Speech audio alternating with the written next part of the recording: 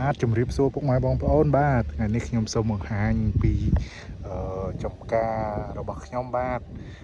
ដីនេះពីដើមមកគឺប្រភេទដីស្រែបាទអញ្ចឹងក៏ខ្ញុំបានទិញរយៈពេល7 8ឆ្នាំមកហើយក៏បានធ្វើស្រែខ្លះទៅឆ្នាំមុននេះក៏ធ្វើស្រែដែរហើយក៏បានចាក់ដីដើម្បី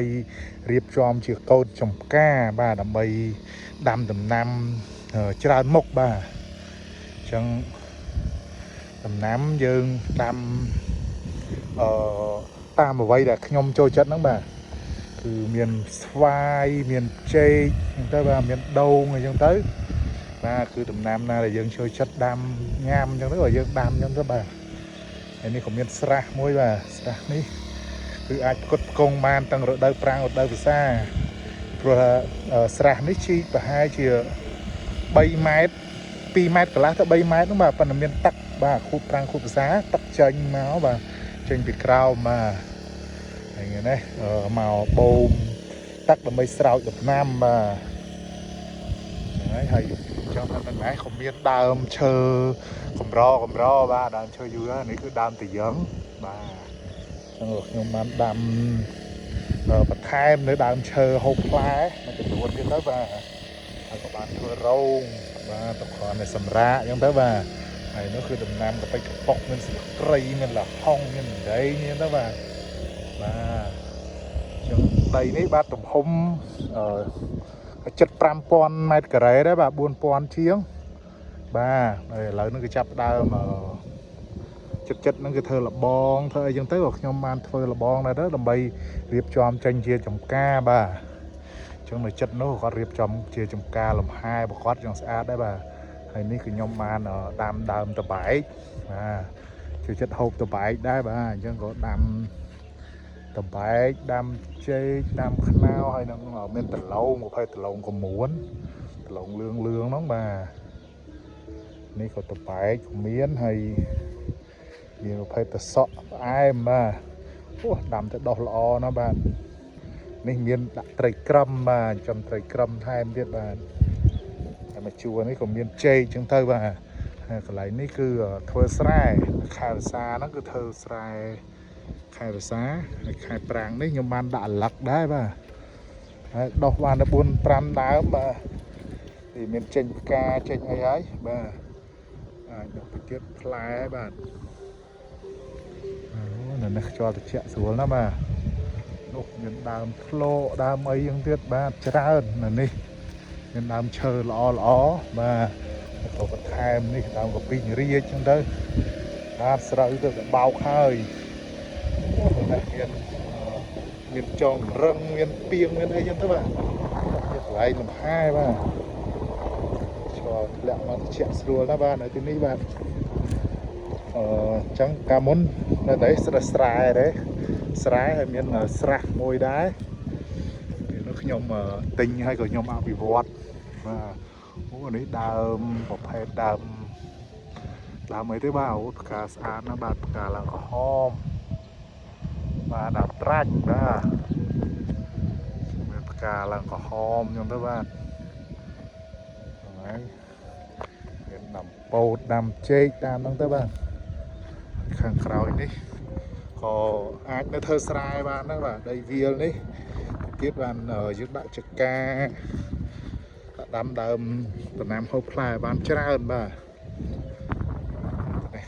ល្អណាស់បាទនេះអាចនៅធ្វើស្រែបានហើយរឿងខ្ពស់អញ្ចឹងអាចធ្វើស្រែភាសាបាទនេះដើមព្រីងនេះផ្អែមបាទក្របតូចតែផ្អែមល្អណាស់បាទអញ្ចឹងខែនេះចន្លោះត្រួយហើយហ្នឹងចាប់ផ្ដើមទៅទៀតហ្នឹងមានចេញផ្កាហើយគឺចាប់ដើមផ្លែហ្នឹងទុំមកទៀតហើយបាទដាក់ចេកដាក់ស្អមអញ្ចឹងទៅបាទហើយនៅតាមនេះក៏ដាំប្រភេទដលងដែរមកជួរនោះបាទហើយនេះស្រះបាទប្រភេទខ្ញុំធ្វើបន្លាយព័ទ្ធជុំវិញស្រែអញ្ចឹងទៅអញ្ចឹងខែវស្សាអាចបលែងត្រីបលែងបកងបាទអញ្ចឹងយើងមានចិញ្ចឹមត្រីផងដាក់ដាំស្រូវផងបាទអញ្ចឹងដល់ពេលវាឲ្យផលទៅគឺស្រូវបានផលល្អ ពីព្រោះមានត្រីបាទចឹងត្រីវាមកស៊ីស្មៅស៊ីអីចិត្តហ្នឹងទៅហើយវាយកលាមកវានោះធ្វើជាជីទៀតបាទគឺរៀបចំដើម្បីធ្វើឲ្យស្អាតចឹងបាទហើយតាមមាត់ស្រះនេះមានតបែកបាទហើយតបែកគីមជូហ្នឹងច្រើនជួរនេះតែឆ្នាំទៅអត់បានរៀបចំប្រព័ន្ធទឹកក៏វាបានស្លាប់ខ្លះបាទនេះរស់ឡើងវិញដែរបាទតាមតបែកហ្នឹងអាចរស់ឡើងវិញណាបាទនៅទីនេះស្រឡះតលាយណាអញ្ចឹងនេះគឺជាការច្នៃប្រឌិតពីដីស្រែคล้ายទៅជាដីចំការគ្រប់មុខបាទមានដំណាំគ្រប់មុខហើយទៀតហ្នឹងឆ្នាំអាចថាមួយឆ្នាំមួយទៀតនឹងមានបន្លែហូបមានផ្លែឈើហូបផ្លែពេញទៅនឹងហើយបាទបាទអញ្ចឹងនេះគឺជាការរៀបចំចំការបាទយើងមានធ្វើរោងមួយអញ្ចឹងទៅក្រត់មកលំហែទៅបាទបាទហើយក៏តែចេកអាចនឹងរស់បានល្អហើយបាទពីព្រោះដាំបានរយៈពេលមួយខែដែរហើយបាទឃើញដាក់ផេតពោតបាទដាក់បានក្របទៅអូនេះល្អបាទឡើងគល់ធំធំណាបាទបាទហ្នឹងហើយ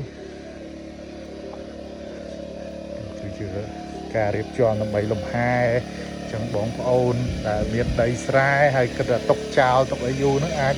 ធ្វើស្រែធ្វើនេះទៅបាទហើយនៅនេះភ្លើងផ្ទះបងអានោះមានហើយបាទតែខ្ញុំអត់បានតចឹងក៏ខ្ញុំប្រើជាម៉ាស៊ីនបូមទឹកបាទបូមស្រោចស្រពដំណាំជុំវិញហ្នឹងទៅបាទ